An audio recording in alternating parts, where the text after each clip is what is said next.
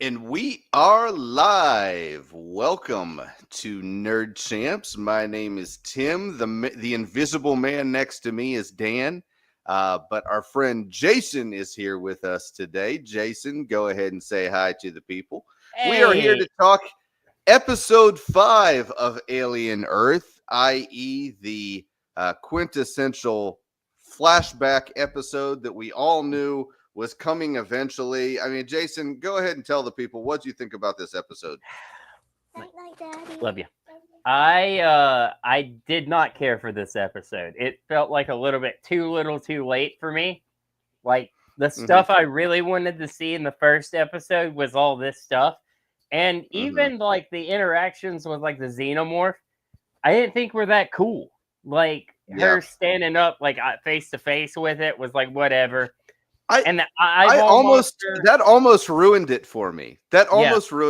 Like the fact that she was trying to measure up a xenomorph and the fact that the xenomorph really didn't do anything for several seconds, not an instinctual bloodthirsty monster. It's like it was more trying to intimidate and then kill. That's not what a xenomorph does. The whole thing was just weird, but continue. I'm sorry. I thought the eyeball monster was just meh. I mean, like I said, it was some of the xenomorph kills were awesome, but it's just like I kind of know where the story's going. The kids, what's his face? The main protagonist antagonist is going to end up losing his company, and then we're gonna go into Alien, but it still doesn't line up. In my opinion, timeline-wise, I actually went back and rewatched up to Alien 4. Boy, you did homework, man. It's a nihilistic journey. Why? I'm just no. I mean, go ahead. Because continue. I had to know this timeline because it wasn't making sense. That wasn't going to make it make sense, Jason. It didn't. In fact, it made it less make sense. It's going to make it make a lot less sense. So this is a prequel, right? This happens before the first one. You've now watched all 4. Like, how does this like? They were all really surprised to find xenomorphs in the original films, right? Yes, all of them. They're like, oh, wow. Okay. And just that is enough, right? I mean, well, the android knew that. I mean, obviously, the android knew something was going on, but he didn't fully understand what he was hunting. Like, he, when it burst out of his chest, Ash is confused. Like, he's like, so here, and I have found why this show doesn't make sense on a storyline level. Well, there's like 1,000 reasons, but go ahead. I read an interview where the guy's like, the director was like, I'm not really paying attention to anything in Prometheus. So that's 2 movies worth of lore that he's just not paying attention to. Prometheus was still a Disney property, right? I mean, that was after the Fox acquisition, right? Was it? Really? No, was that after I the think Fox Alien acquisition? Coven might. I think Alien Coven might have been, but I don't think Prometheus was. Okay, so Prometheus was still technically not part of the Disney. Yeah, I think Coven was. Covenant was though. Okay, Prometheus is 2012. 2012. Okay, right on the border. Right on the border. Okay, so it's still a Fox property. Okay. Yeah. So we can kind of explain the differences between this and Prometheus through that. At the very least, we could say, okay, this is a little different, kind of like they try to do with Incredible Hulk and Ang Lee's Hulk. We can yes, they're the same, but they're different, kind of thing, right? But we can at the very least say that. But okay, it would have been nice to at least try. I mean, it's not like they're trying to line up with like 30 or 40 films here. 2 movies. You know? It's really not that hard. So anyway, okay. Yeah, well, I really liked that they gave us at least a little action and at least a little alien stuff, because this show has been absent from alien stuff for 3 episodes now. So I have a feeling the reason they did this where they did it is because it was going to be nothing but dead space for 4 episodes if we didn't do this. So, you know, the most exciting thing that happened the last episode before this was when the alien burst out of the chest and then she petted it like a chihuahua, and then we which went I called. Yeah, it's crazy. And then Jane's Addiction played, and me and Dan got really upset. But the big thing that happened was that was it. That was really the only alien stuff we had for like 3 episodes. So this is like alien. This is like alien stuff. Okay, this is like alien stuff, which is good, but it's also alien stuff that we kind of already know the ending for, which really didn't, you know, if we already knew who made it off the ship, so it doesn't really make sense for us to go back and show it now. It would have made more sense for us to show it in episode 1. That's which I think I would have liked this series more. I mean, I would have still been like, okay, there's still a lot of inconsistencies, but it would have. But that's the whole thing. If they didn't do that, then we would have had all this dead space. So this just was not a well-constructed series. From a storytelling standpoint, this was not a well-constructed series for something that's supposed to be building tension and suspense and all of those things. It's just not well constructed. And now, you know, they threw this episode in there just to kind of give the alien fans something, but it felt out of place to me. So I've come across a pattern in the Alien franchise, if you will. So they will release something that's super nihilistic and dark and kind of heavy, a la Alien 1. And then they'll be like, oh my gosh, that was too heavy. They'll release something that's not as nihilistic, a la Aliens. So they do that throughout the entire series. But so I think the difference between what we've got recently and what we had with Aliens is Aliens was at the very least, it was kind of like suspense thriller action. Okay, which is tangential to horror. It's not full on horror. Okay, but it's at least tangential to horror. All right.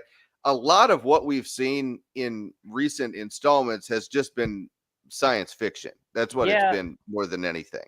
It hasn't been really anything related to horror, suspense, thriller, any of that kind of stuff. So that's my main issue with where the franchise went after Aliens. And this is kind of a perfect encapsulation of it. It starts with alien stuff, which is horror.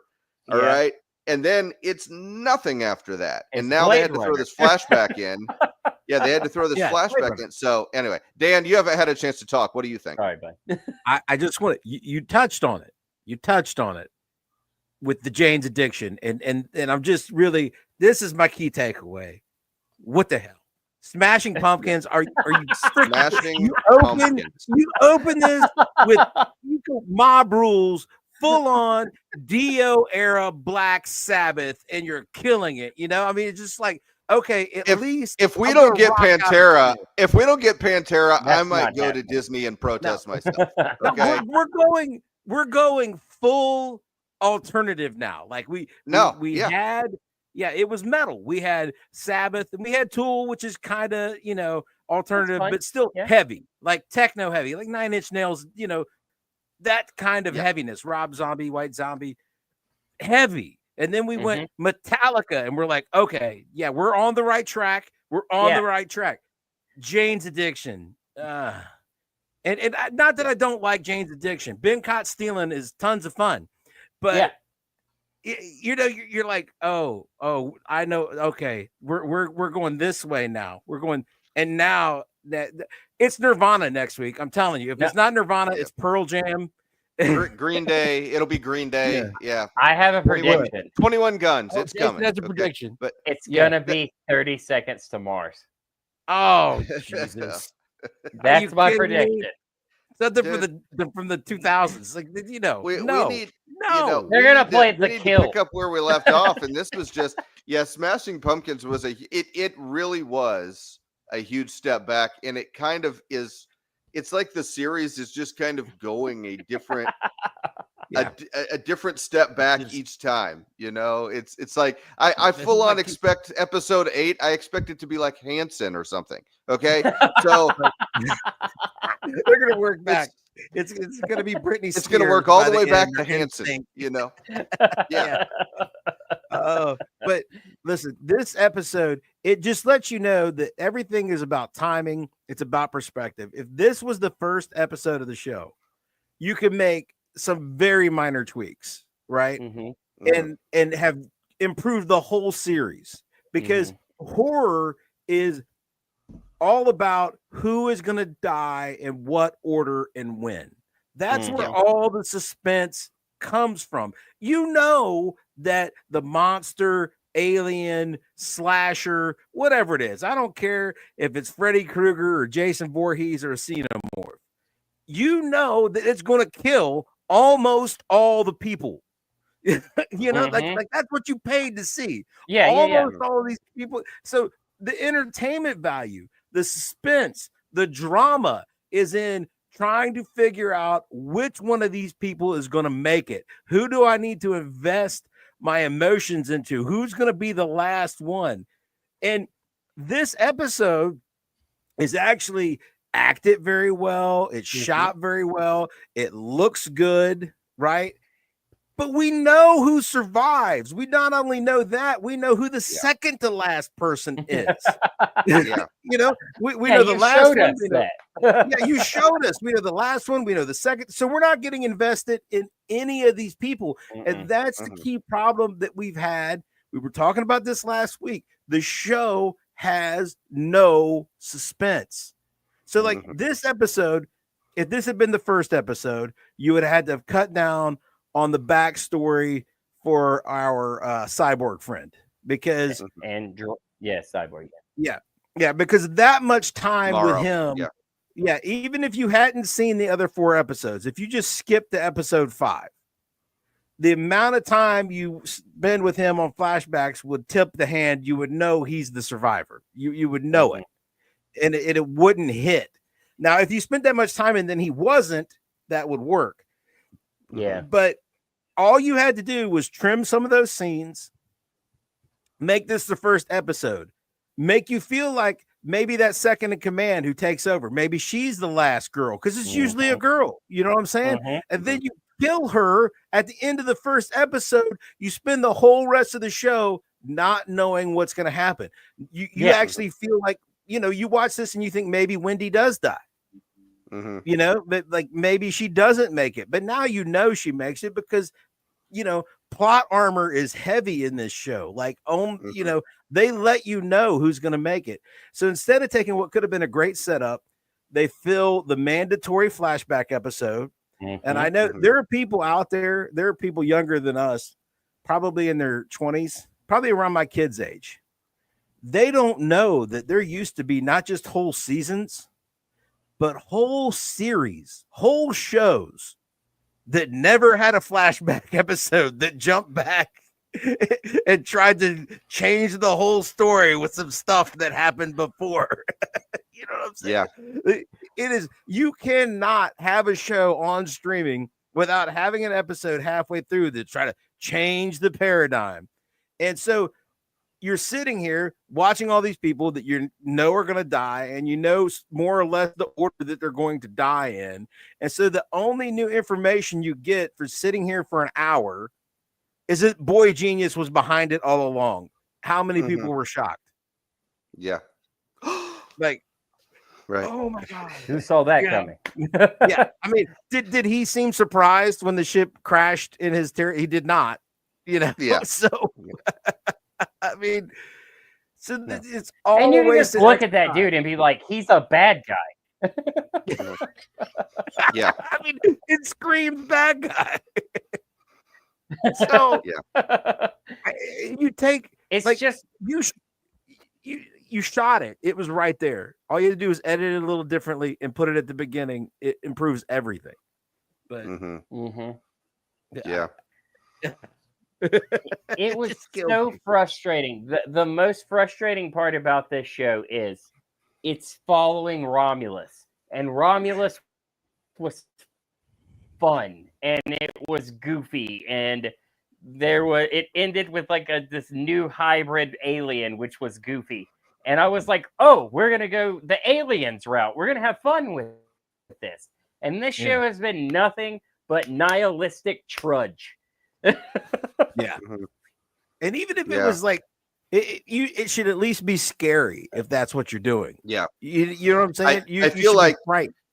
That's the thing that some of these series get and some of these series don't. You know, I always joke about The Walking Dead, saying that The Walking Dead was just people talking and occasionally zombies would show up, but at least the zombies would show up every episode, right? At least there would be like it would be a thing where they had to go into a grocery store and they'd open the freezer and there's a whole bunch of zombies or something, right? I mean, you know, this is something that we don't get in this show. You know, we should have a xenomorph eating somebody every single episode.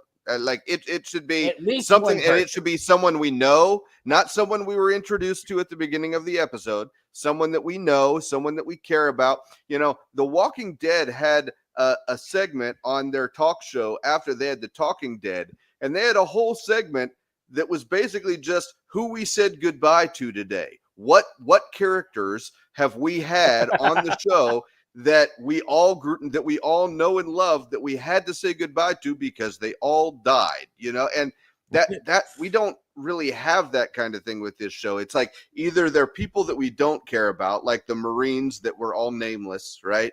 Or they're you know, they're people that we already knew were going to die. So I really am. They have not done a very good job of setting this up as being a true horror show, because that's the thing. If you really want to take the alien roots and make this horror, it needs to be a situation where everybody is free game. In any episode, anything can happen. You know, Ned Stark gets his head cut off, and then the world changes. Yeah. Anything can happen, right?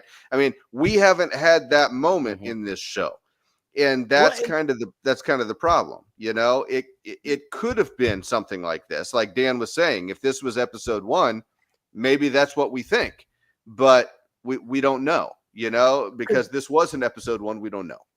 They did the work with this crew that they have done with none of the other characters in this show. You had the weird Asian dude who stares at the hot Ukrainian girl in the tube. You know, what is that about? You've got the recovering alcoholic doctor. You've got the oddly stressed out biology expert. You've got the second in command having an affair with the other guy who got the face hugger. I don't know what his job was. You know, you had the engineer that's like Irish or Scottish or whatever, and he's very interesting. And his apprentice. And somebody ended up being a saboteur or something. Is that what I understood? The chief engineer was the saboteur. He was not established at all. Okay. The only he's the guy. He's the guy that they tried to cut it off, and it killed him because of the acid, right? Yeah, the blood, the acid. No. Yeah. No, the saboteur, the cyborg killed the saboteur. He found him in the hallway. Okay. They were fighting. Okay. He shot that one young dude that was always hanging out with the security officer. They had a whole gunfight. Yeah, that was the saboteur. But like, if they'd have spent more time on that ship, they had cool backstories. You could have gotten invested in any one of those characters and thought that they were going to be the through character, and you could have been ill at ease, like who's going to make it, what's going to happen. And, you know, so that was awful. And then the cascade of incompetence, because you have a saboteur. Okay. The saboteur lets the face hugger go. The saboteur wrecks the ship, so it's going to crash. That's fine. But, dude, that biology lady did just as much damage as the saboteur just by being nervous and stupid. I mean, she lets the bugs lay eggs in her water. She lets the eyeball go. I mean, come on. How many? Man, that eyeball looks worse and worse every episode. Every episode.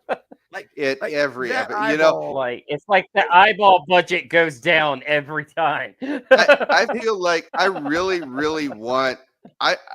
like there needs to be some kind of a little like puppet prosthetic for it. It would be so much more compelling than the bad cartoon CGI they're giving us with that. I just don't get what they're going for with it. It doesn't make any sense. You have xenomorphs loose on the ship, right? Yeah. Set loose by a saboteur.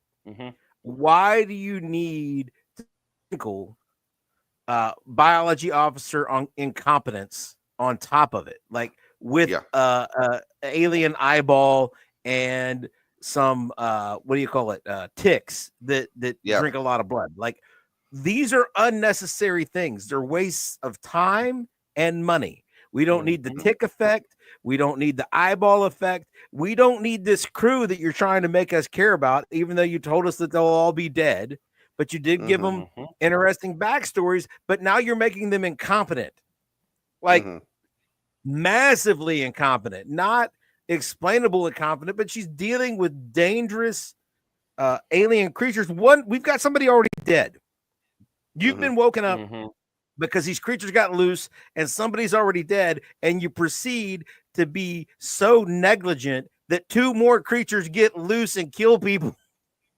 I mean, so it makes you not care. And then, like, shouldn't the building be crawling with ticks?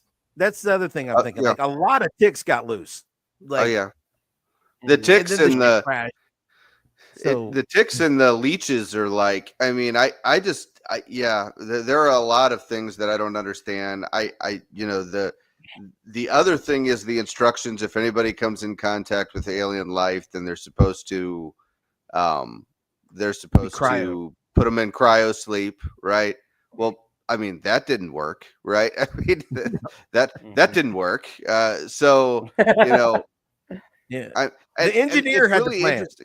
The engineer, put him out the airlock and be done with it. It's really interesting to me that all of these people have all of these instructions about xenomorphs and who they are and what they're capable of and how you're supposed to deal with it. But then, a few years later, when we have the first Alien movie come around, it's just nobody has any idea.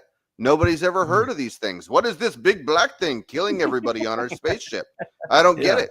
I don't know. Sigourney Weaver is just like, what's going on, guys? So when it busts out his chest, they're like, oh my God. We had no idea that's how they do it. It's crazy. Or eyeballs. Oh, sorry. How have we not seen ticks or eyeballs? Where are they? Where are they at? Yeah, maybe that eyeball is like the last. And apparently, the eyeball can communicate with the xenomorph by using every other thing body. Can. Why not? By using the host body. I was like, that's kind of weird. Okay. Yeah, it yelled for the xenomorph, but then it tried to take over the xenomorph. That didn't work out so well. It was not able to do that. It doesn't have eyes. I mean, it's so yeah. The eyeball. Everything can talk to the xenomorph now. The eyeball is not as powerful as Wendy's brother, is what we have learned, because it did not stack up well against that xenomorph. So if the eyeball breaks contain, right? If that sheep gets out, we just need to send in Wendy's brother. He'll take care of the whole thing. It's no problem. Right. Well, Wendy will just go chat it up real quick, Yeah. Like, hey, how you doing? He'll hold out his hand like Neo. He'll just be like, no, hold on a second. You don't understand the power of being Wendy's brother in this moment. Okay. So it I don't know. It feels like you're so close and yet so far away to having something good. Like the xenomorph looks good. The sets all look good. The actors are doing good work. You've got interesting like scenes and like backstories for some of these people, and yet, but again, like you said, Tim, they just threw in some more alien stuff because they really want to tell their third-rate Blade Runner story, and they're like, oh wait, the alien people are going to be mad. That's it, man. If they had just made this like 4 episodes, and it was 4 episodes, one of which was the one that we just saw, and one of which was when it crashes into the building, one of which is the first day after the building, and then there's some kind of a resolution. That would have been a pretty decent series, just 4 episodes. But I don't need 8 episodes just so they can pretend to be Blade Runner for a little bit. I don't need that. And there's so many elements of other sci-fi stuff that they're stealing. There's elements of not just Blade Runner. I mean, Blade Runner's the one that we mention a lot, right? But Predator. There's elements of Star Trek. There's elements of all kinds of different stuff in there that I feel like they need to just kind of let all that stuff go and just focus on Alien. It's what it's supposed to be. It's supposed to be an Alien series. I don't understand what they're trying to do. I mean, anyway, but yeah. Well, Disney has sorry. Go ahead. The problem is like a big part of it is like it's supposed to tie into Alien lore. And your director is like, I don't really give a shit about the first 2 things in the Alien lore. Like, so he's just creating shit that we're not gonna find. Like, yeah, you're not gonna see that eyeball again. You're not gonna understand why people like aren't familiar with xenomorphs already. None of it's gonna line up. He just watched Alien and Aliens and got some vibes, and he's like, I can do something in that vibe. And then it's like, but what I really want is Blade Runner. And so, I'll give you like, in 10 hours of TV or 8 hours or whatever we're going to get, I'll give you like 2 hours of Alien vibes. Yeah. And you're right, Dan. I mean, he just picks elements from different things. It's like, here's a little bit of Blade Runner. Here's a little bit of Total Recall. Here's a little bit of Star Trek. Here's a little bit of, there's just other stuff sprinkled in that we didn't really need, and now it's all just kind of a jumbled mess because the story that they really want to tell is not really the one that we want to see, and that's what we have to go back to now. We got to go back to a story where we're going to have to watch Wendy, training these puppy dog xenomorphs, and somehow that's going to be compelling. I don't know how, but it's supposed to be compelling. It just I don't get it. It was almost like this guy sat down with like a niece or nephew and watched How to Train Your Dragon, and he was like, do I have an idea? Yeah.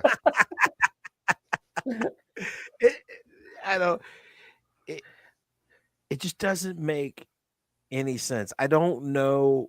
Everything that we watch nowadays feels like a first draft. You know what I'm saying? Do they not have editors? Do they not have rooms where they knock this stuff around, where they could have like said, you know what? We've got something with these people on the ship. Let's make that like the first 2 episodes or something. Let's really build this out. Let's stay on the ship. Let's make kind of like a proto Alien for TV. And then, you know what? Let's build out these Marines. Let's stay in this building. Let's flesh this out. Let's take this whole cyborg hybrid, whatever storyline. This is not interesting. We're spending too much time here. This doesn't need to, like what I'm saying, like somebody in the writer's room could have cobbled good stuff together for this and made it good. Also, there's like no mention of like, there's a character from the first 2 Prometheus movies that is still alive, as we know, and going through the universe with these face huggers, and that's David. Like, that's how Coven ends, is David being like, I got some alien face huggers. Let's just see where this goes. And then, like, so it's just not even tied into that at all. Like, they just leave stuff laying around. Yeah. Yeah. And like you say, we're setting up all this stuff. Again, there was no drama in this episode because we knew exactly what was going to happen. We knew who was going to die and when. There's not much drama in the series because we know that Prodigy is nothing. It's not going anywhere. This is a prequel. And the only company we've ever, if you wanted to go buy some Alien merch and you want it to be inside about it, you know what I'm saying? Wayland. Like Bonebridger loves Alien. The hat he wears when he goes out doesn't say Prodigy on it. It says Wayland Utani. You know what I'm saying? Just like I wear a Stark Industries hat when I'm going out, and I want people to be like, "Oh, hey," only the people who know. You know what I'm saying? Their technology's not going to be a thing because we know the name of the company that is the thing by the movie. Yeah. So it's like we're spending all this time, and we're like, this is going nowhere. This Yeah. And we can all see it. Wendy's gonna sick the xenomorphs on him. She's gonna realize that he was bad. He's a jerk. At this point, I really don't understand why he's all that. Like, I mean, he's bad, but like not much worse than everybody else. Either, you know what I'm saying? Like, he's like Elon Musk. I don't know if you caught that. He's like I don't Elon even. Musk. I don't even really like consider Morrow to be a very sympathetic character, and he's the guy that's supposed to be like the main. I mean, he's trying to blackmail this kid, and he's doing all. I mean, I'm trying to find where he's actually supposed to be a guy I'm cheering for, but he's not. I kind of don't care about him. I'm kind of growing to not like him very much, I'm rooting for the alien. It's just like I don't understand who is supposed to be a likable character here. Maybe Wendy, because she's a kid. Maybe that's the one that we're supposed to look to and say, okay, I really hope she makes it, but I just don't see anybody else in the series where I'm really rooting for them. I'm like Jason. It's like, okay, when I find myself rooting for the xenomorphs, I think you failed. I think that's probably a good indication that your writers have completely and totally failed and dropped the ball. You have me rooting for the xenomorphs. I'm more interested in seeing them eat people than people make it through the episodes. So anyway. Yeah, I mean, I could have rooted for the creepy Asian dude before I root for our cyborg buddy. You know what I'm saying? Like, like everybody on that ship. Jerk in like the first episode. He's just like, you gotta die, bro. Here's my flame hand. And he is like, he's totally. I mean, I don't believe that he is a protagonist. He's kind of like the main bad guy. I think, which is that's what he seems like. Should be right? the alien, which should be the alien. So if we're going like bad guy levels, the xenomorph's like third or fourth billing. Like, You've got our cyborg buddy. You got the prodigy guy, right? You got the prodigy guy. Yeah. Whatever Timmy you got the saboteur. Yeah. The xenomorph just happens to be there. He's just kind of there. It's not really. He's not. The xenomorph is not important to the plot. Yeah, we could just insert, foreign contagion X. It could be whatever. And I feel like this is like a problem that started in the Jurassic Park movies, and it's kind of been in horror movies a lot. It's like it's not necessarily the horror threat that is the main antagonist anymore. We have actually more of a like corporate level threat. And that corporate level threat ultimately gets like eaten by a dinosaur or eaten by a xenomorph or killed by Michael Myers or something, that it's like, oh, he's the bad guy and he gets killed by them too. But that's capitalism is bad, Tim. It's not just capitalism. It's not always capital. It's not always big corporations. It's not always that kind of stuff. But there's always this level to it where you really want this person to get killed, and that almost makes you cheer for the thing that you shouldn't be cheering for in these films, which is really what it's backwards. It's not how the first Alien movie was. It's definitely not how the second Alien movie was. It's not how it's not how John Carpenter laid out Halloween, right? I mean, sometimes there's just evil that you have to cheer against, right? And I don't understand why we can't all, like I said earlier, if I'm cheering for the xenomorph, I think that you failed. This was a thing in The Walking Dead too, right? The Walking Dead, the main antagonists were hardly ever zombies. Zombies were just kind of a means to an end. But this is kind of trying to take almost a different roundabout way of getting to that same different angle that they do in all those different films.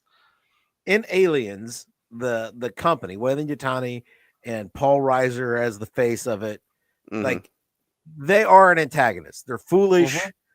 They underestimate the xenomorph. You root against them because like they're doing dumb things. They're trying to weaponize something that they can't control. And you get that, you know, but make no mistake, the primary threat of this film are these aliens. You know, these guys may be dumb enough to go try to capture the aliens and you know, but the aliens are the threat. In Jurassic Park, you know, Engine and Hammond may be foolish enough to bring dinosaurs back to life, and that might mean he's the problem. That might be the lesson you're supposed to take away. But the thing you're running away from, the big problem in this movie is out of control dinosaurs. You know, I mean, that's it. You can have these side things. The Jurassic, the new Jurassic World movie is like the perfect example of this, right? The first Jurassic World movie with Chris Pratt. I don't know if you guys remember, but they had captured a lot of magic that they had back in the 90s. They really went back and redid everything really well, where now they reopened the park and they did all this stuff, but they had to have this really dumb storyline with Vincent D'Onofrio being this corporate guy that wants to weaponize raptors and pitches this idea, and it's stupid and it sounds dumb to anybody that's listening to it. Nobody thinks that that's anything that anybody was ever going to try. They end up trying, and guess what? He gets eaten by raptors, and you really wanted it to happen. It was the dumbest thing imaginable. And so that movie that was actually really good had that really stupid moment that they felt like they had to shoehorn in there. And I feel like this is another one of those instances where they really feel like they have to shoehorn in all that weird dude that points with his feet and uses his feet for all the stuff. And they really tried to get you to dislike this guy so that when he gets eaten by a xenomorph, you'll be like, finally, right?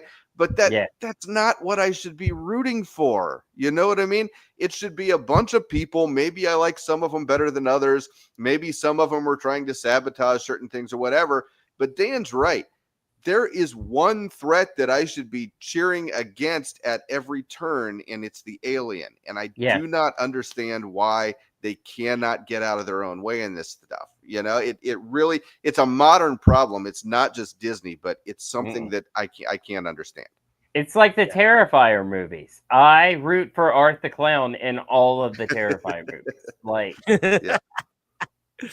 actively. I mean, like, when we were kids, like, you rooted for Freddy Krueger because he was funny. That's exactly right. He was not the good guy. But he was not the good guy. You know what I'm saying? They didn't like confuse that to make him relatable and try to make him the good guy. You know, you were there to see the kills, but he was definitely evil. And so they've lost the thread. You can't get a linear storyline anymore. This story did not need to jump around in a timeline. It should have went like this happened and then this happened and then this happened. It should have just went in order of the things happening. But you can't tell any stories that way anymore. You're not allowed. You have to tell a little bit and then jump back here. And then maybe you jump ahead, you know, and then you fall back to where you were. And it gets so, and some stories are better told that way. Not all stories are better told that way. We're looking at one of them that is not. So, have we went through any of the comments? Do we need to? We have not gone through any comments. Let's see what we got here. Well, I'm glad this is very on a slow one. I'm glad they finally showed us what happened on the ship. It seems an odd placement for a flashback episode. Yeah, we've harped on that already. Yeah, absolutely.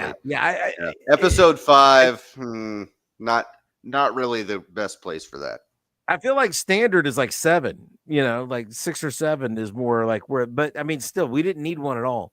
I'm still very fuzzy on Morrow's motivation. Why exactly does he have to blackmail a kid into getting a human face hugger? Face hug. I don't.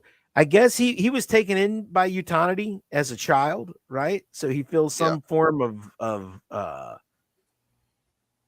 loyalty to the company, I guess. I have don't no know. idea, man. This whole I must get this cargo, and it's really running me tired. Like his motivation of only getting, look, if he's like a cyborg and it's like, look, I'm part machine and I'm driven by being part machine, and we're gonna get this cargo where it needs to go and blah blah blah.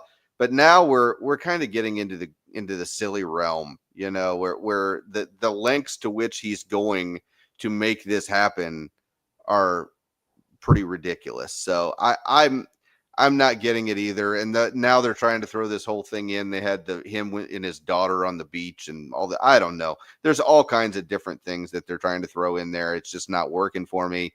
I'm not feeling good for him. I'm not feeling bad for him. I'm very indifferent to him. And that's a shame because he is a character that is in this show a lot. I should be feeling something for him, but I'm just not. You know what I mean? I can't tell what they want me to feel about him.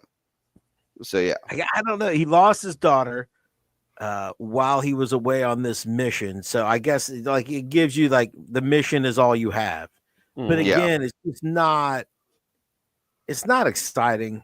You know what I'm saying? It's just okay. And but once again, if the mission is all you have, and if you realize it's an evil mission, I mean, can't you just like, oh, that was a bad idea? I mean, I just don't understand that. You know what I mean? It's like you don't want the mission to be for nothing, I guess. That's part of it.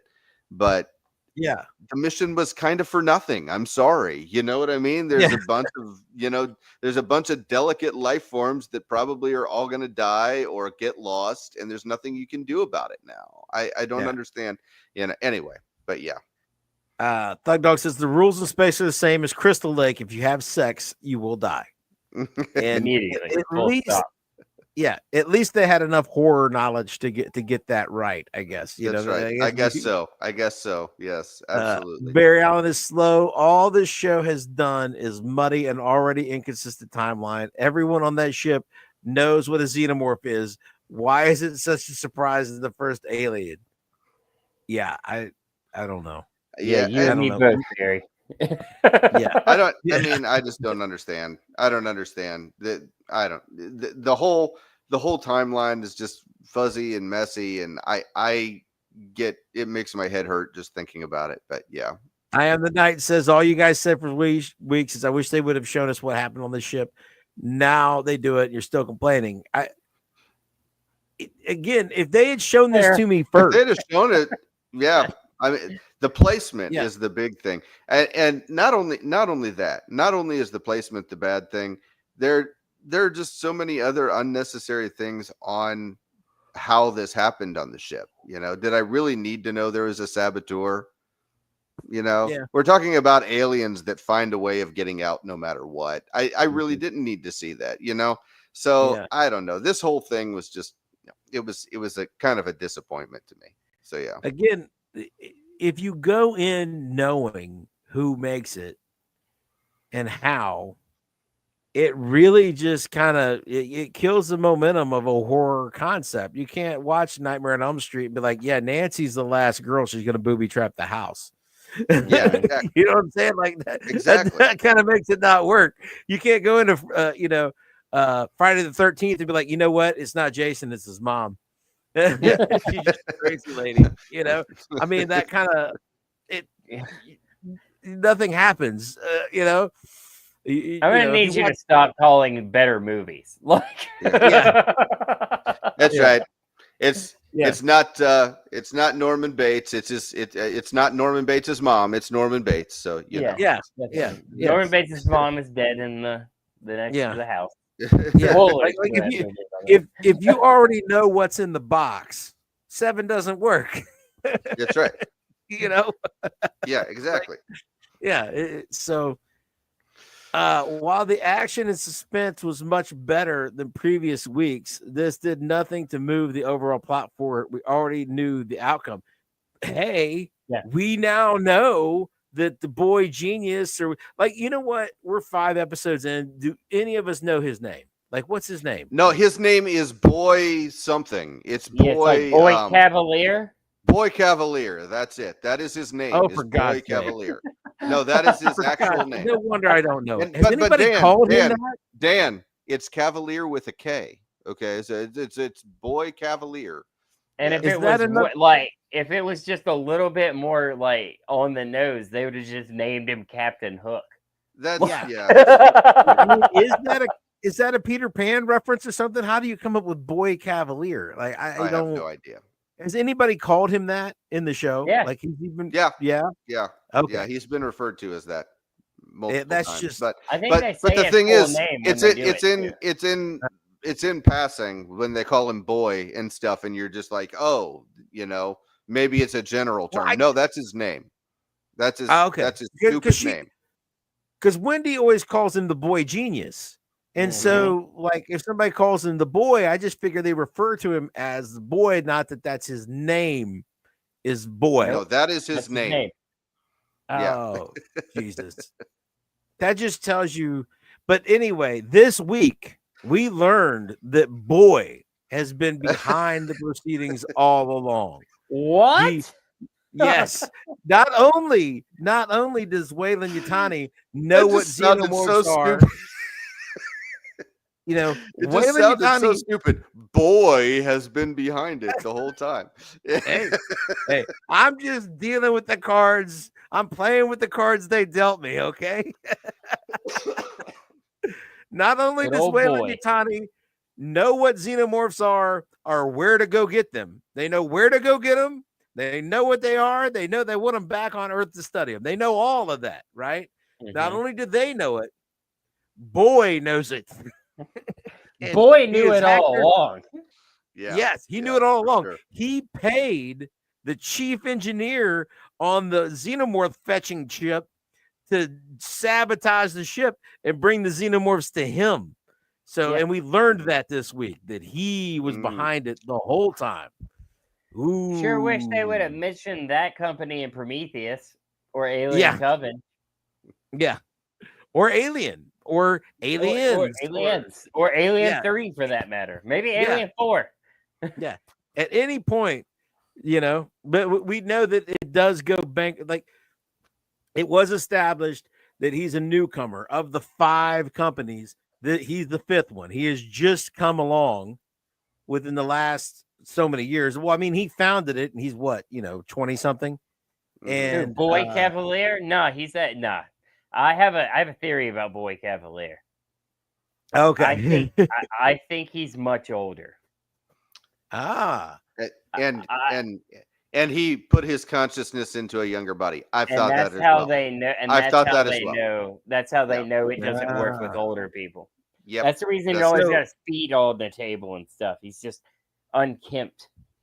But anyway, he's got a newer company. So we know he wasn't there before and he's not going to be there after because we never hear about them again. This company will be gone by the end of this series, or at least by the beginning of Alien, this company will be no more. Yeah. It was John Soto Sudley says it was better, but he's seen Alien. The theatrical version was much better. That is indeed true. Yeah. No eyeball monster. You know what? Sigourney Weaver was not that big a deal when Alien came out. You know what I'm saying? She and she was not played up that much versus the other characters. So like that's how you do it. You know what I'm saying? You would not have been able to like pick Ripley as the survivor. You wouldn't know that. Honestly, you think it's going to be the captain.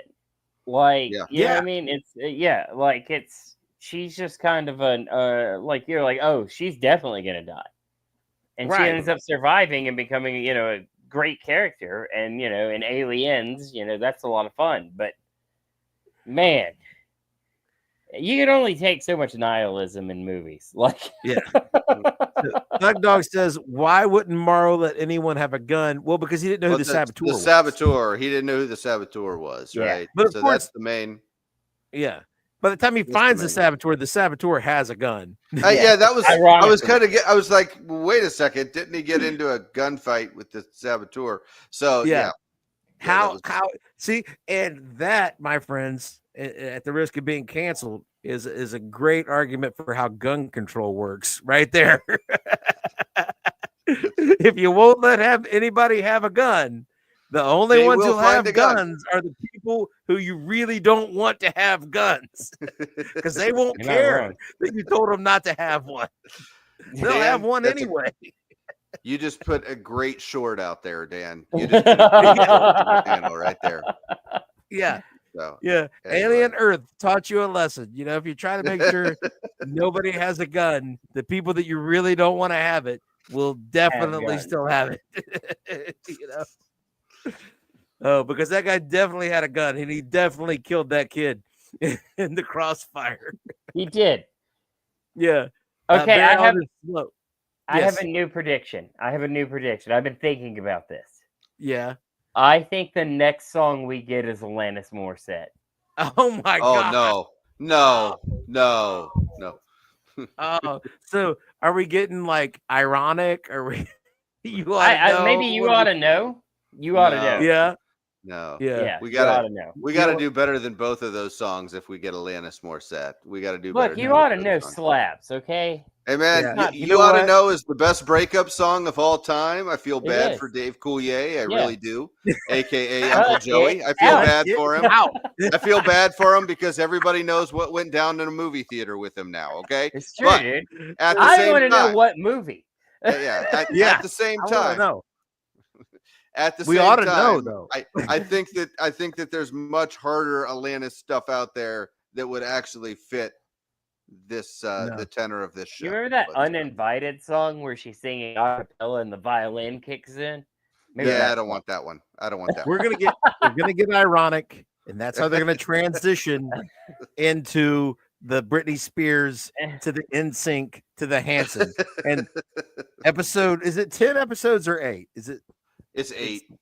8. Yeah. Episode Thank 8. God. Bop. What Bop in episode 8. What Smashing Pumpkins song was it again? I just knew it was a Smashing Pumpkins. I have no idea. I don't even know. It wasn't even one of the good ones. Like, there are good Smashing Pumpkins songs. Like, I don't know. You know. I don't know that to be true. This is kind of here's the thing though. When you get into some of the songs that they're getting into now, we're getting into what would be the equivalent of like a Smashing Pumpkins like ballad on their album. You know what I mean? It's not anything that even is remotely heavy. And that's why it doesn't even fit the tenor of the show right now. It's like I can't even remember. It was sort of heavy. I don't know. It's not heavy. It wasn't enough, like a man, door. You know? Yeah. I'm gonna tell you right now, I was not. I mean, I graduated in 1997. I should be so into this stuff, but I hate it. I just hate it. You never had a Zero shirt? No, I hated all the bands that were huge when I was in high school. I remember laughing my ass off when Kurt Cobain shot himself. I was so happy. I watched all of those alternate kids walking around crying, and there goes the push. There goes the YouTube push. Yeah, how depressed and lame he is, and he killed himself. Oh, that's a shocker. that you didn't see that coming. You know, I'm horrified right now. I still despise alternative. I hate almost all of it. I just can't. I like Alice in Chains. There we go. I like Alice in Chains. I like Soundgarden. I feel like before the end of this series, we're gonna hear some Creed, guys. Like we're going. Oh my God! Like it's headed that direction. It is definitely headed the direction of Creed or Nickelback. We're gonna hear we're gonna hear something stupid. It's gonna get stupid up in here. Just wait. Nickelback. We're gonna get Rockstar. We all just want to be big rock stars. That's gonna be. Oh, lots of good suspense. Wait, from a filmmaking. Oh, okay. Building tension is not easy to do in a limited time frame like this. Okay. If you didn't know what was already going to happen. What are you talking about? Limited time. We've got 8 hours. Yeah.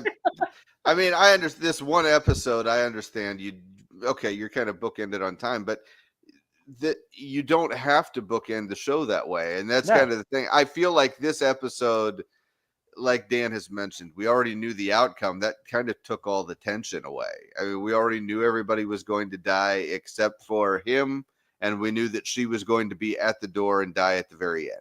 And that's exactly what happened.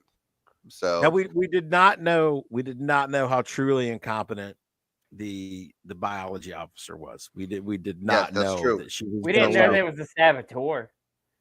yeah, we did. Yeah. So I mean, Dan, let me just ask you a question, Dan. Okay, let me just ask you a question. Let's just say that you live in the future when like all kinds of crazy technology exists, and you know that you've got some creatures that if they are released, that they are going to be a problem.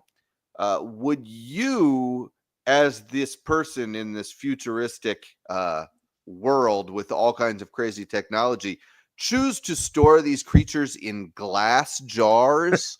Is that how you would choose to this eyeball thing and these ticks and these, glass seems like on a moving spaceship, that seems like the best option, don't you think? I mean, I'm just throwing it out there that, what's going to happen between now, right? Between now and when this takes place, human beings are going to forget how to make shatterproof glass. Like Pyrex technology is going to disappear from human knowledge. I mean, that happens. Or plastic or plexiglass or a variety of other things that would be better. Yeah. I mean, hey, in ancient Rome, they had concrete that you could pour and it would set underwater. Mm-hmm. And it wasn't until maybe 5 or 6 years ago that we rediscovered and figured out how to do that. So I guess it can happen. You know what I'm saying? That's another big problem. Like, you could say, okay, xenomorphs got to Earth and people had time to forget about it. But this happens 2 years before Alien. Yeah, exactly. That's some really fast. You know what happens is they get flashy things. Yes, see, the Men in Black show up. The Men in Black came. That's exactly what happened. It's exactly. We're gonna have more synergy. We've already crossed over the Aliens and Predator, right? But the Men in Black are going to be introduced into the Alien timeline. We're gonna have Agent J and Agent K, I think, right? And they're gonna get out the neuralizer, and they were like, there was a gas line break, and it forget about xenomorphs. Building. Forget about shatterproof glass. Boom. There are no eyeballs. Yeah, there's no crazy eyeballs. The xenomorph, the Men in Black dance. Hey, can I ask you guys something on a crazy tangent, real quick? Crazy tangent, okay? Did it seem to you guys like when that girl was running down the tunnels that it was odd that she was running faster than the xenomorph? Did it seem odd to anybody but me? Like, because the xenomorph can kind of crawl like a bug, on the walls, all different directions, and is not hindered and is bigger.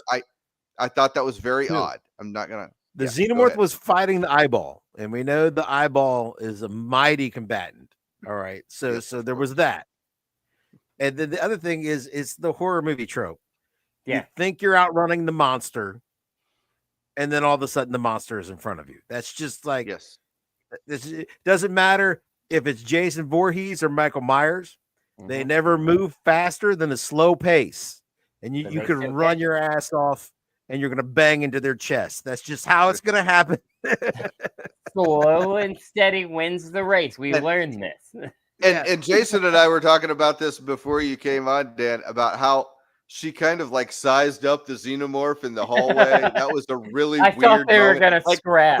It was for like throw a punch. Yeah, it was for like way too long. Like, it was like if it had been Daniel Day-Lewis, he would have just, had his, it was really weird, man. I just don't understand what was going on there for way too long. The xenomorph was like, no, I'm just going to intimidate you for a minute. It was weird. It was really weird. Yeah, because like here's because the xenomorph suit is one of the greatest creations in practical effects. It is an amazing suit.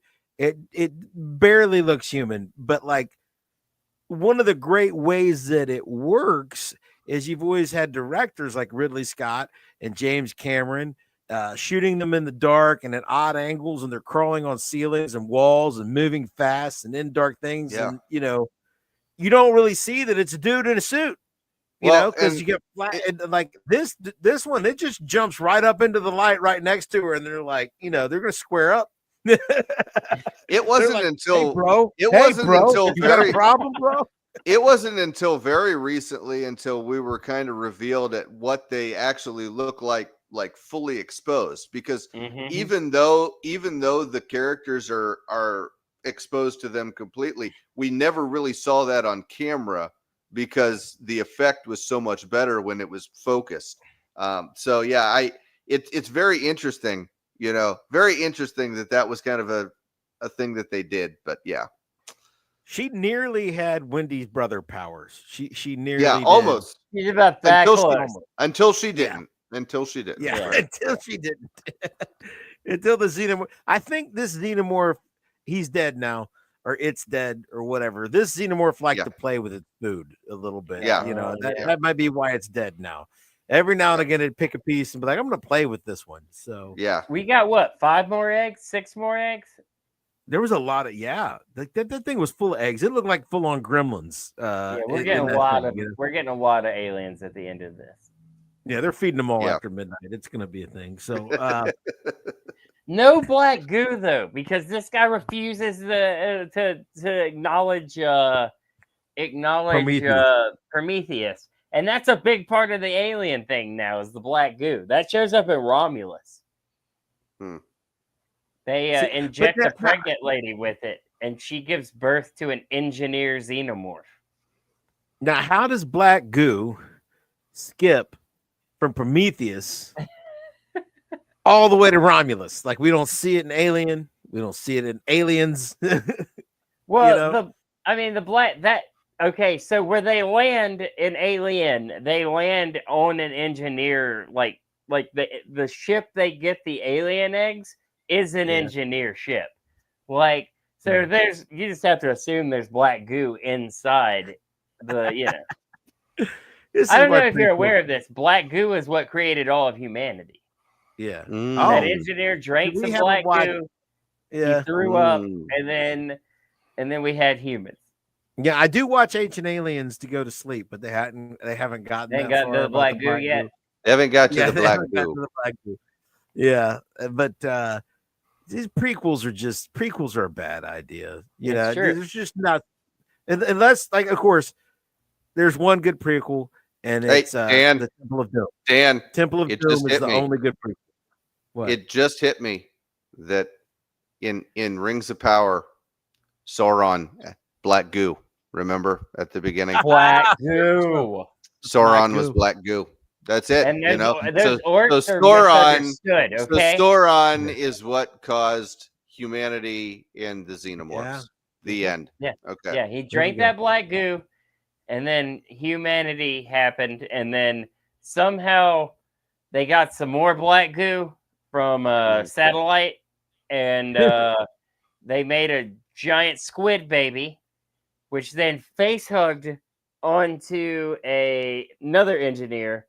And then we got. I got it. Dave Matthews Band. We're gonna get satellite. It's gonna be Dave Matthews. You know what, Dan? You just nailed it. If you're looking for the perfect connection between Smashing Pumpkins and Hanson, you just found it. Okay, we're gonna get Dave Matthews, and then we're going to very slowly step to Hanson by the very end of this show. That's what's gonna happen. Bop, skip it up.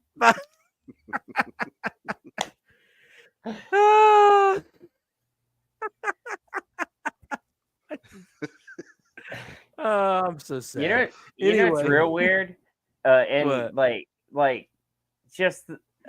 James Gunn might have ruined all of contemporary media.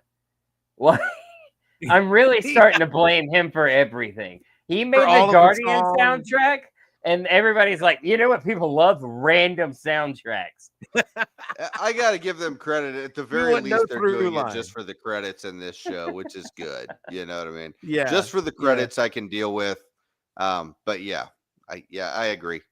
I could see some Manson being played also in there. Like, I don't know. That might be too politically incorrect right now. Because in Manson in trouble, aren't people mad at Manson?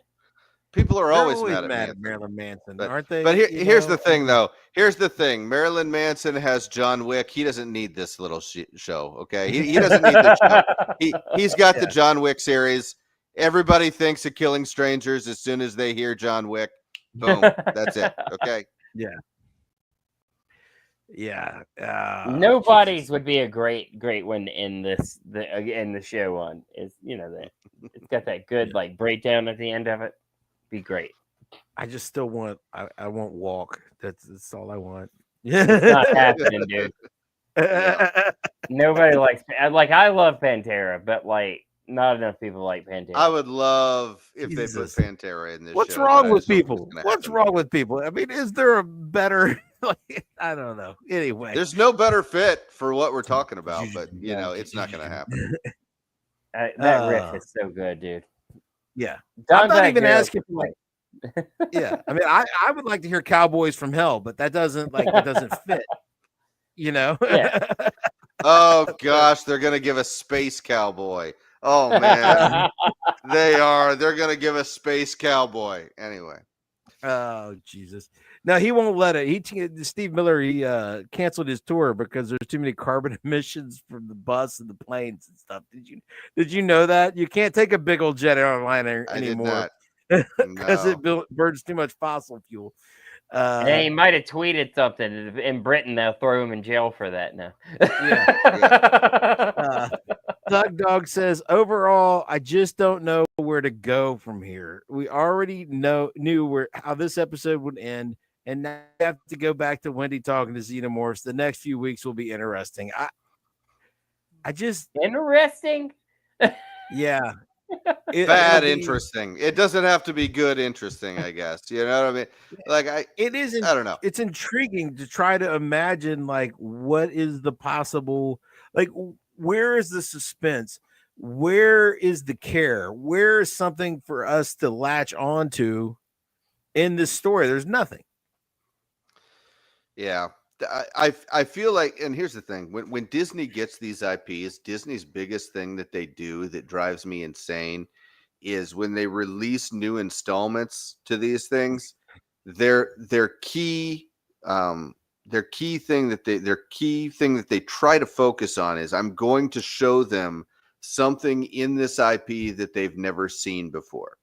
Every single project, that's what they do, right? If it's an Alien IP, we're going to try to show you something in the Alien IP that you've never seen before. Oh, you've never seen anybody talking to these aliens before and treating them like pets. That's what we're going to do this time. If it's Star Wars, you'll notice in every Star Wars project, since Disney's had the acquisition, they've showed you something new with the Force that you didn't know before. All right. Something that they are introducing that the Force does that you didn't know that the Force could do before. It's something that's completely new that the audience would not have been, maybe people in the EU would have known about it, but nobody else. It's kind of that kind of stuff. And that's kind of what they're doing with Alien right now. They're kind of trying to introduce people to things that they don't know before. And Disney needs to get away from thinking that this makes things creative. Sometimes giving people what they expect is actually a good idea. Give people what they expect from the IP. Don't try to reintroduce them to new things in the IP. You don't need to do that. All right. You don't need to introduce me to something in this universe. I don't care. I just turned on this series to see xenomorphs eating people, man. Sure. Just give me what I want. It's not that hard. You're overthinking. You're really trying to make things different. And it's at the expense of what people actually want out of these properties. You really need to make sure that you don't do that too much. And so I feel like that's the main problem that Disney has right now. and this is just the latest installment of it. But we saw it in the Acolyte. We've seen it in a lot of the other Star Wars stuff that they've done. We see it in a lot of the Marvel stuff that they've done. Right? They're really trying to push this idea of you're not really going to know unless you go see this movie that this is something that happens. And if you don't see that, then you don't know how that ties into the next project. And that's going to be the big thing. So now the next big alien project, we know that people, at some level are capable of talking to aliens. Well, that's going to be a whole interesting thing now moving forward. So I don't know. I think that Disney just needs to get away from that. It's been a bad thing ever since they've taken on all these IPs. Also, Disney assumes that people watch television. Mm-hmm. Like, I know people who are not watching this show who will go see an alien movie, and I will be in the theater with them and then be like, they can talk to aliens? Yeah, exactly. Exactly. And then you're all your little nerdy friends that are with you are going to say, "Oh, well, you didn't watch the show. You need to go back and watch." That's what Disney's counting on. But that's not how it works anymore. You can just tell people, or they can catch it in a meme and get Google the total thing by osmosis and totally realize what happened. They don't need to watch, this boring 8-hour show.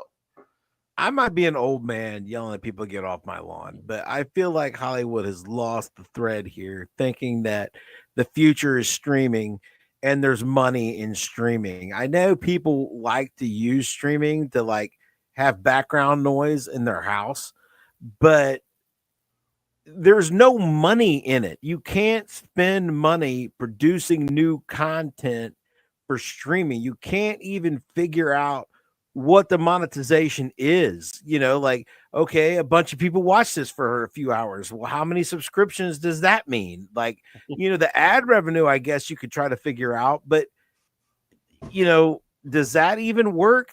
I mean, dude, according to these ads, man, I must be like 22 and gay because all I get is ads for taking this stuff to make you not get AIDS. Like there was the one and now there's another one. I'm getting like, I've got so many options to not get AIDS as a 45-year-old married man that's been married for 25 years. I mean, like, I can like take this and not get AIDS. I could take that and not get AIDS. I mean, like, I think it's really safe to be promiscuous now because you got so many options.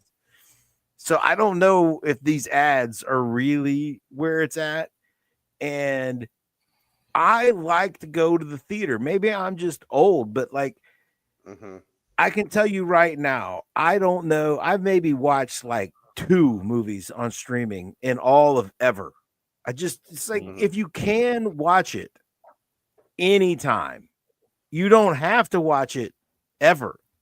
You know what I'm saying? Like, if you watch it when it first comes out, does it matter? Like, how many people do you know that will have watched it too? You can't talk to them about it. You might as well just watch it later. And then that later becomes later and later and later again. If it comes out in the theater and you want to talk to people about it, you got to go see it while it's out.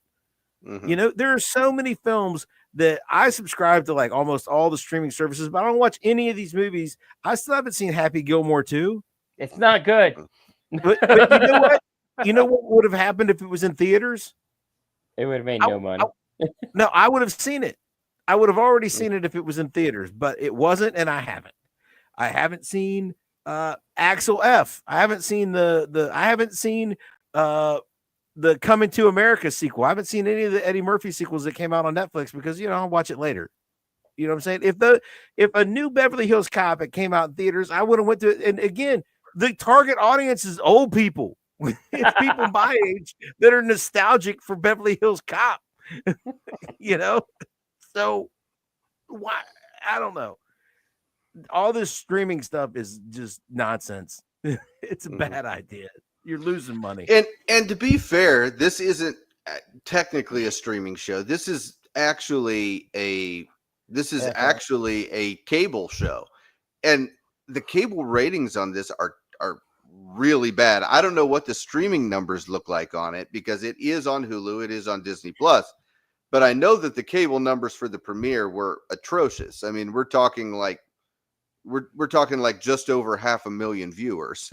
I mean, that's not good. You know what I mean? So, and for a cable show, and look, it's an R-rated cable show, and it does come on after 10 o'clock, and you do have to have cable.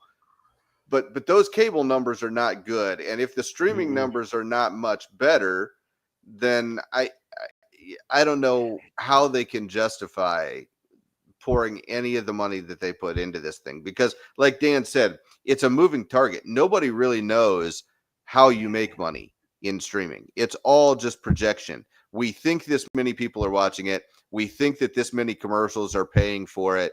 We think that this is the revenue that we made based on those people and what the ad revenue was and all that compiled together. But it's a guess. It's a guess. Nobody knows how to compare that with what you've already spent to make the show.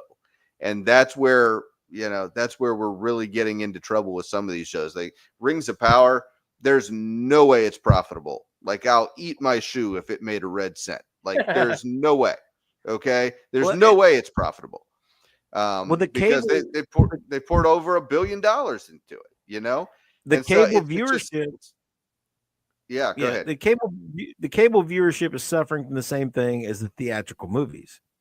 Is that everybody's like, well, I'll just catch it on streaming tomorrow.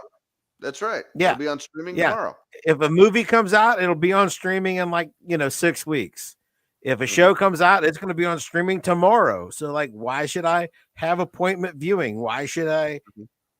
They need to get away from this stuff, man. If it's a cable show, they need to make people wait 2 or 3 days, maybe a week. If it's a movie, if it comes out in the theaters and you want your theatrical run to be good, you need to hold that stuff out for 8-9 months, a year. And you need people to get used to the idea of, no, it won't be on streaming in 3 months. You don't need to be in a race to put it on streaming. That's why box office is down, because people know, I'll just wait. But if you let them know, no, you're going to be waiting a long time. But back in the day when we were kids, like a movie came out of the theater, it was a year before it showed up at Blockbuster. Oh yeah. And I, some of those big releases, man, it was like the Disney movies, for example. A lot of them came out around Christmas, like Beauty and the Beast, Aladdin. They came out around Christmas, and then they didn't release until the next holiday season for VHS sales, because they wanted to pick up all those holiday sales. And so like right now, man, there's nothing like that. There's no space. Nobody lets anything breathe anymore. True. Speaking of which, I watched Superman again for the second time on on Prime. I liked it just as much the second time. Yeah. See, that's the thing.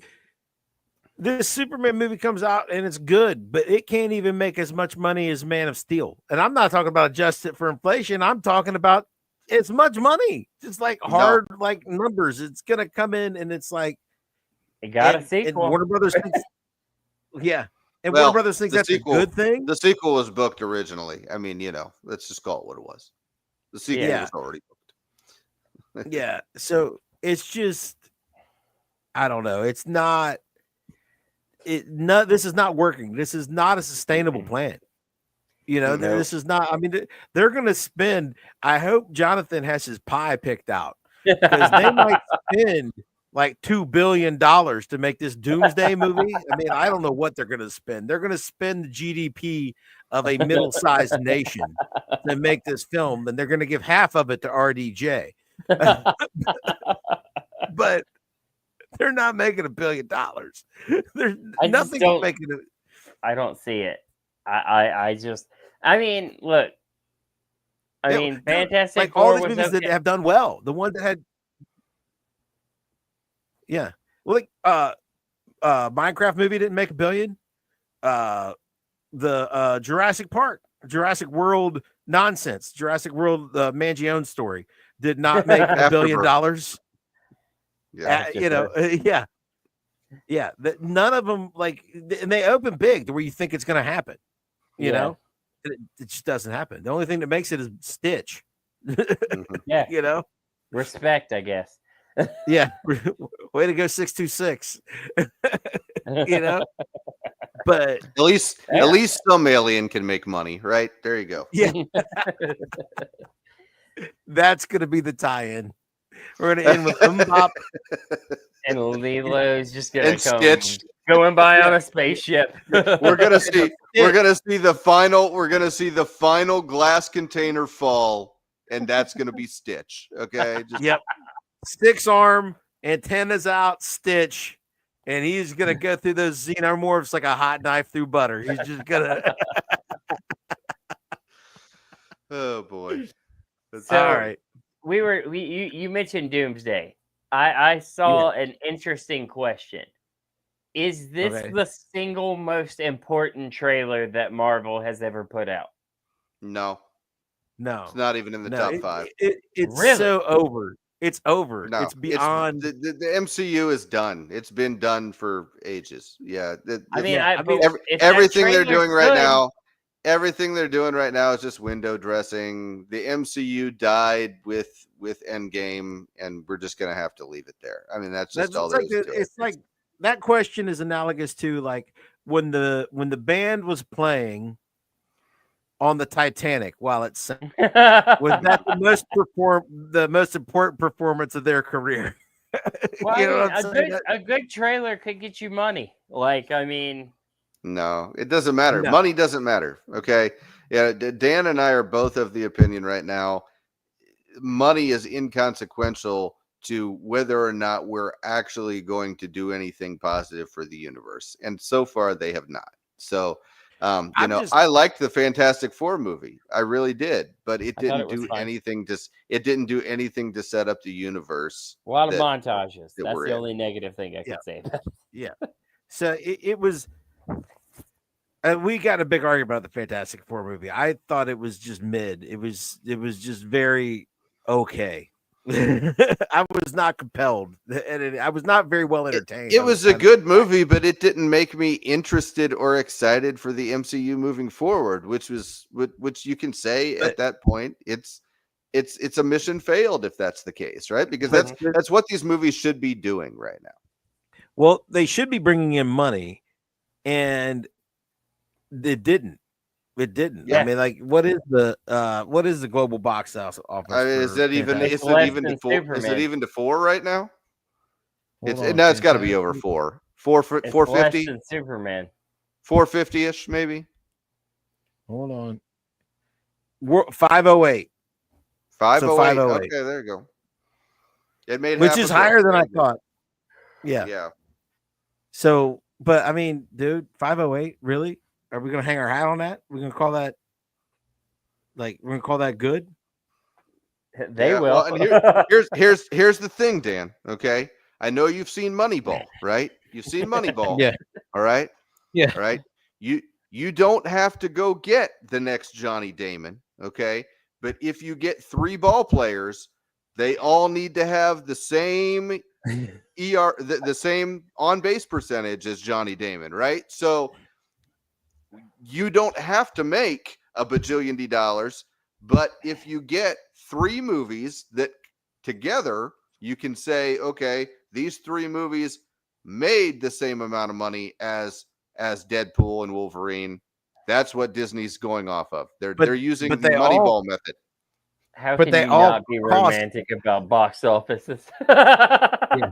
But they all cost more than Deadpool and Wolverine individually. I know, and that's what falls apart. I mean, Disney is trying to make up in volume what they did, what they used to have for the excitement of an event movie, but they're not going to be able to do it anymore. Okay, there's no way they're going to be able to keep up. Production costs are through the roof. There's just no way they're going to be able to do it. So anyway, none of this works. None of it. It's just.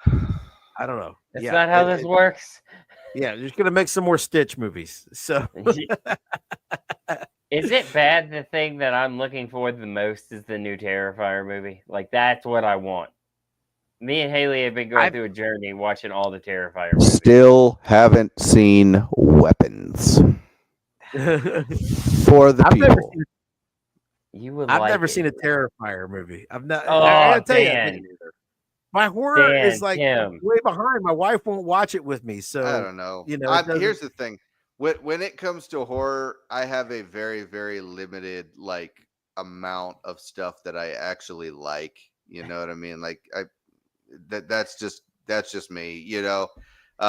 So I'm not the guy that loves every horror movie. I love certain horror movies. I definitely love slasher. Slasher is my favorite. But yeah, as For far our as Halloween spooktacular, we need to do Terrifier. gonna make me watch that. Okay. Don't watch it with your children. No. I am a child. Okay, so that's Yeah. But it's my so children much are- fun. year old child. My children are of legal age, so I think they could handle it if they haven't. Yeah. But This is gonna be. I don't think my 5-year-old would like it. No, Yeah.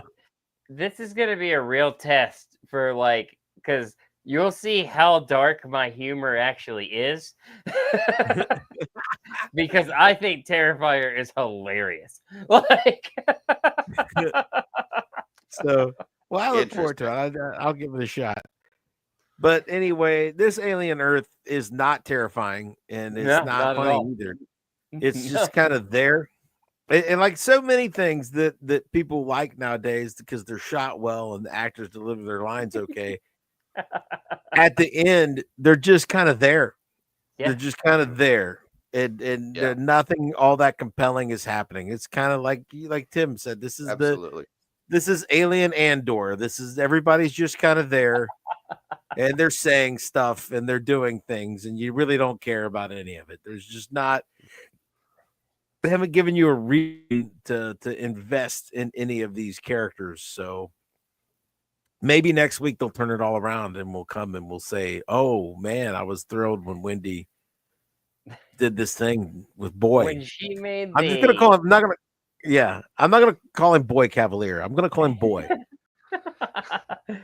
Listen, Boy. when she makes that alien do the tap dance number from Spaceballs, we're all gonna be sorry. Like Hello, that's my gonna honey. Hello, my baby. Yeah. She's gonna get talks. It's gonna be The worst special effects of all time were making that alien dance. That was one of the worst special effects of all time, and I'll still laugh hysterically. Oh, every I time love it. I cannot Every wait for Spaceballs 2. I'm so excited. When Boy Cavalier next week, maybe he'll sprinkle some sand to do a little soft shoe. You know, like within his bare feet.